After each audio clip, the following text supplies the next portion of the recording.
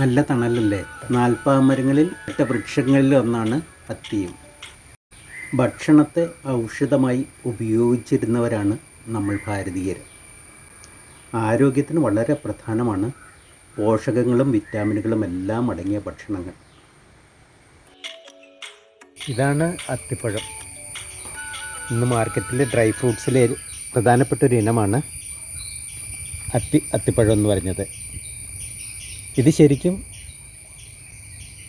കായല്ല, ഇത് ശരിക്കും ഇതിൻ്റെ പൂവാണ്.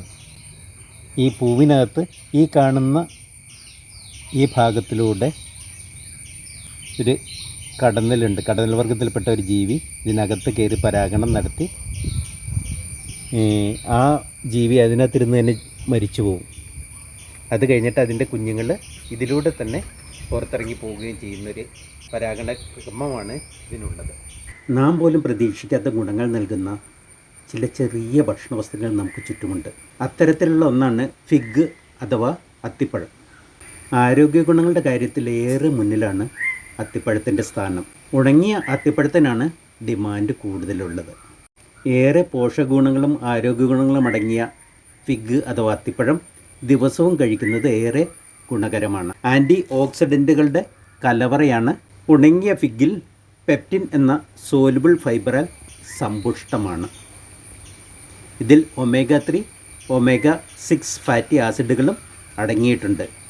ഇതുകൂടാതെ manganese, calcium, magnesium, copper, potassium, vitamin K തുടങ്ങിയ പല പോഷകങ്ങളും അടങ്ങിയിട്ടുള്ളതാണ്. ഫിഗിലുള്ള ഫിനോൾ, ഒമേഗ 6 ഫാറ്റി ആസിഡ് തുടങ്ങിയവ ഹൃദയ സംബന്ധമായ അസുഖങ്ങൾ ഒഴിവാക്കാനും ഹൃദയത്തിൻ്റെ ആരോഗ്യം സംരക്ഷിക്കാനും വളരെ നല്ലതാണ്. സോഡിയത്തേക്കാൾ പൊട്ടാസ്യത്തിൻ്റെ അളവ് കൂടുതലാണ്.